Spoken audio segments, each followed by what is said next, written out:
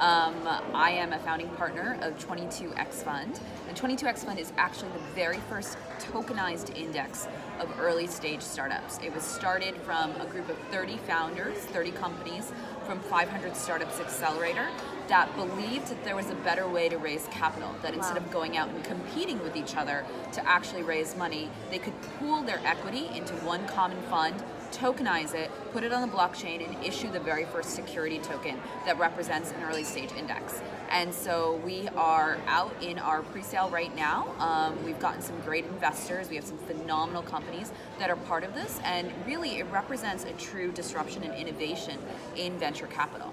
Yeah, because you shared with me earlier that essentially you have a collaborative group of companies that are working for the benefit of the group to raise capital for all of your projects. And what you talked to me about earlier is that it creates a sense of diversity and total disruption in that it's innovative and it's diverse by default. Yeah, I mean, so tell us a little bit more Yeah, it's about amazing. I mean, this is the first time that you can have an investment. Let's say you put like $1,000, $5,000 in, and you get equity or a chance to have some equity across 30 different companies from 15 different industries.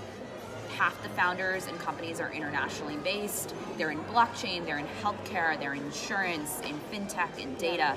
So it's a really diverse portfolio. It's a diverse group of founders, and they're vetted by one of the world's best accelerators, which is 500 Startups. So what you're getting as an investor for the first time is really unusual. And one of the things that we did, Alice, to make this like really innovative is that we looked at the traditional funding model around venture capital, which usually takes a 20% fee on the returns. No, on the returns that you're getting from the sale of the startups, and we got rid of it.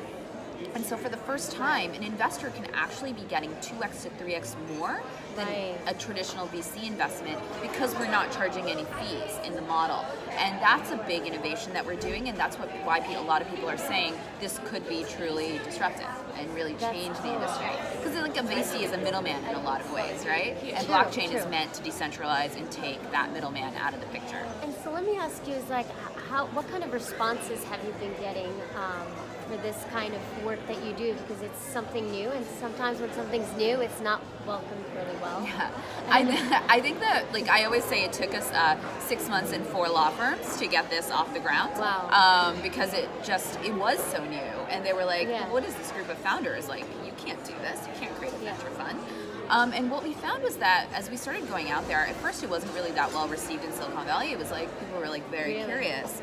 But when we went internationally, and we went to Asia, we went to Europe, we went, to Dubai, for example, people were really excited about it because it was a chance to actually be part of like a really big, really well-respected ecosystem. Right. And a chance to buy in that they would have never had previously. And so I think that we've gotten like a lot of great international reception. Obviously, we're here today at the Women on the Block conference, which has been great, and I'm receiving an award from Microsoft for innovation in venture fundraising, and so that's great too. So Microsoft was really interested in your work. That's Microsoft, everyone. Yeah, and so which has been an honor, and I think that's been really cool too, because it means that these larger corporations are paying attention. And they're like, wow, changes are happening, like let's recognize the work that's being done. Exactly. And then so how do companies get involved with your work, your fund? So right now, the way that we structured it, it was 30 startups that were part of 500 Startups Accelerator. So we were all part of summer 2017 batch. Cool. And that's why actually we were batch 22 at 500 Startups, so we call ourselves 22X because of that. Also 22X returns, maybe. There's lots of ways to think about the name. So this is the first time that this is ever being done, and so we have the pre-assembled group of companies already. Our hope is that like this is going to be on the blockchain. It's going to be open source, so like other companies and other groups of companies or accelerators can actually use our model and replicate it. That's cool. So you have a scalability component. There's a blockchain component. It's diversity in sense of the type of founders on your team and the markets that you're in, and the industries. And so, how did you get started in this? Even just getting to 500 startups. Like, what is your journey? If you could share. I have a startup called Open Up. I used to be at BuzzFeed. I was an early stage employee there. Yeah. I ran business development, and I ended up. I didn't know a lot about data when I got to BuzzFeed, but I ended up getting put in charge of a data network. And my job was to go out and convince other publishers to give BuzzFeed all of their data. And so it was like a strange role, but I was very successful at it. And we were at over 2 years, we ended up tracking over 500 million people.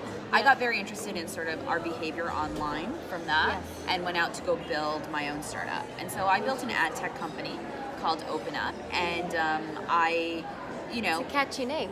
And we, it was hard to raise venture funding, especially for ad tech, as a woman, lots of reasons. And so I got into 500 Startups Accelerator. I was super excited because I thought it was going to teach me how to raise venture capital, right? And I was going to go. Wow, and so, but we get there, and the week that we arrived, there were two things. Tezos closed its ICO, and they'd raised like $200 million.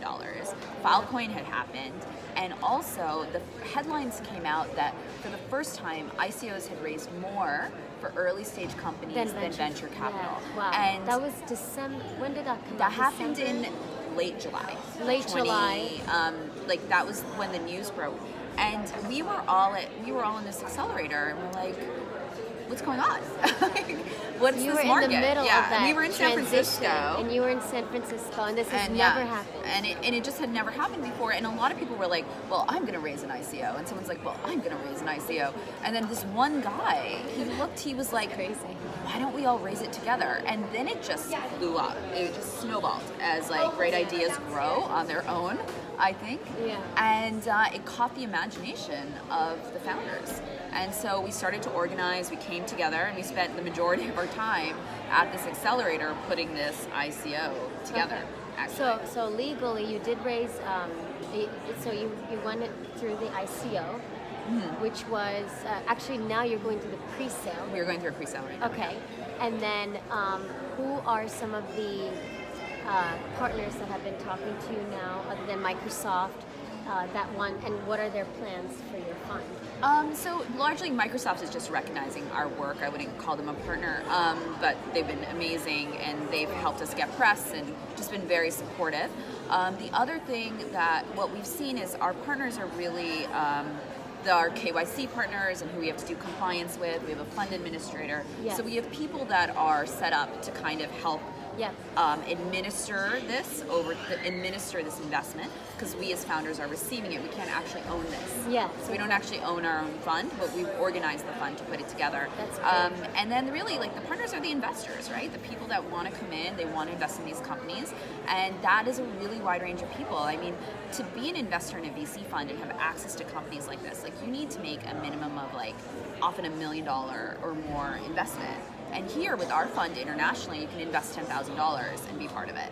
That's like where the rarity is, and why I think we've driven a lot of interest overall. And that's sort of where the direction is headed, to have the multiple people in a fund raise smaller amounts of capital. Because I spoke to other funds too that are adapting this model just to get to the fund faster. Yeah. Right? That's cool. And how can we find you? So always we're my favorite question. How do we find this woman? Yeah, so we're at 22XFund.com. You should definitely go check it out. I'm at Twitter with my last name, which is at Anburajan, Anburajan. You can find me on LinkedIn. I think that's good. Thank you. Thank you so much. You're